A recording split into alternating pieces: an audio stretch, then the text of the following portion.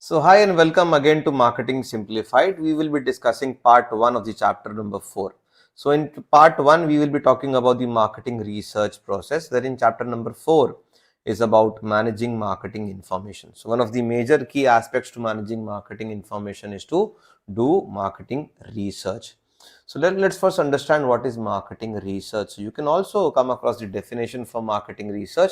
So the definition is, it says that it is the systematic design, collection, analysis and reporting of data that is relevant to a specific marketing situation facing an organization. So when we talk about marketing research, always remember we are focusing on systematic design, collection, analysis, reporting of the data, and also trying to make sense out of the data and for a specific marketing situation that a company is facing. So one of the very important aspects of marketing research is what is the process of a marketing research, right? So a marketing research process generally involves 4 steps or 4 stages. The very first step is about defining the problem and the research objectives. This is also the most difficult stage or the step in the entire marketing research process, as to the company has to have a very clear definition of what it basically wants, what kind of information, what kind of objectives it wants to basically go forward for. Once the objectives are clear, once the company and the organization is able to define the problem and the objectives it basically wants to achieve, the second stage is developing a research plan for collecting information. So it's supposed to develop a research plan. It's kind of a blueprint for your research plan, right? The third stage is implementing the research plan. So putting that research plan into action, collecting and analyzing data, coming up with the data, and eventually you have to interpret the reports or the findings. So you have to try and make sense. So the acronym for this particular research process is DDII. What do you mean by double D double I? So define, develop, implement, and then interpret. So if you can also tell me, that's another question I would be asking, what are the 3 major types of marketing research, right? So if you can answer this to me in the comment section, that will be great. 3 major types of marketing research is right.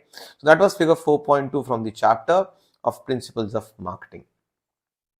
And if you are willing to learn these concepts in detail, and if you want to go through the entire course for the upcoming marketing officer examination, you can connect with me.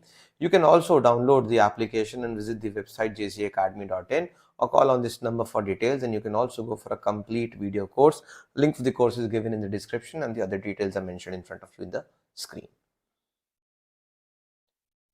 तो चलिए इस session में हम बात करेंगे marketing research process की, जो कि managing marketing information chapter number 4 का हिस्सा है। तो ये सेशन रहेगा पार्ट 1 चैप्टर नंबर 4 का, जहां पर हम बात करेंगे मार्केटिंग रिसर्च के प्रोसेस का।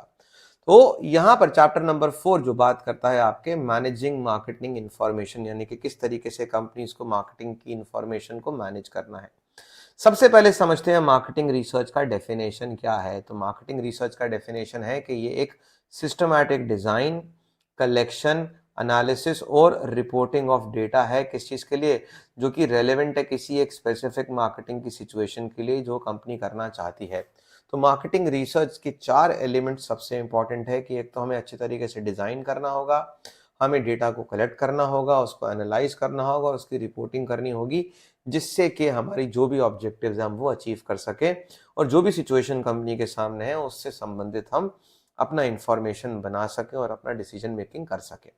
तो मार्केटिंग रिसर्च प्रोसेस क्या है? तो फिगर 4.2 जो बुक में है उसमें मार्केटिंग रिसर्च प्रोसेस को इस डायग्राम के जरिए समझाया गया है। तो इस डायग्राम में आप देख पा रहे हैं 4 स्टेजेस हैं या 4 स्टेप्स हैं जो इन्वॉल्व है हमारे मार्केटिंग रिसर्च के प्रोसेस में। सबसे पहले बात करते हैं पहले स्टेज की या पहले स्टेप की। यहाँ पर हमें डिफाइन करना होता है प्रॉब्लम को और रिसर्च के ऑब्जेक्टिव्स को। किस उद्देश्य से हम मार्केटिंग रिसर्च करना चाह रहे हैं, हमें क्यों मार्केटिंग रिसर्च करनी है, क्या जानकारी हम एकत्रित करना चाहते हैं। और यह स्टेज या ये स्टेप जो है सबसे डिफिकल्ट स्टेप भी है मार्केटिंग रिसर्च प्रोसेस का, क्योंकि यहाँ पर अगर कंपनी या ऑर्गेनाइजेशन को क्लैरिटी नहीं हुई तो आगे का कोई भी स्टेप आपके काम का नहीं होगा। तो कंपनी इसको बहुत ही सोच समझ के अपनी प्रॉब्लम को डिफाइन करना चाहिए और रिसर्च ऑब्जेक्टिव्स को आइडेंटिफाई करना चाहिए। एक बार आपको क्लैरिटी आ गई कि आपको किस तरीके का रिसर्च ऑब्जेक्टिव आपका है, आपने डिफाइन कर लिया, उसके बाद अगला स्टेप आता है डेवलपिंग अ रिसर्च प्लान। अब इस हमने ये तो समझ लिया कि किस तरीके की रिसर्च हमें करनी है और हमें अब क्या करना है, रिसर्च प्लान हमें अब एक डेवलप करना है। अब रिसर्च प्लान हमें डेवलप कर लिया, क्योंकि हमको ये भी देखना है कि डेटा कहाँ से आएगा। तो जब हम रिसर्च करते हैं तो हम डेटा का कलेक्शन करते हैं, तो ये एक तरीके से ब्लूप्रिंट है, ये एक तरीके से हमारा आगे का एक्शन प्लान है। जब ये भी हमारा तैयार हो जाएगा, उसके बाद हम आएंगे इम्प्लीमेंटिंग द रिसर्च प्लान धरातल पे, यानी कि प्रैक्टिकली उसको कैसे एग्जीक्यूट करेंगे, डेटा कलेक्ट करेंगे और उसको एनालाइज करेंगे। यानी कि रिसर्च प्लान को हमने इम्प्लीमेंट कर दिया, डेटा एकत्रित कर लिया और उसको एनालाइज भी कर लिया। डेटा आ गया, उसका एनालिसिस हो गया, उसके बाद हम चौथे स्टेज पे पहुंच जाएंगे, जो कि होगा interpreting and reporting the findings.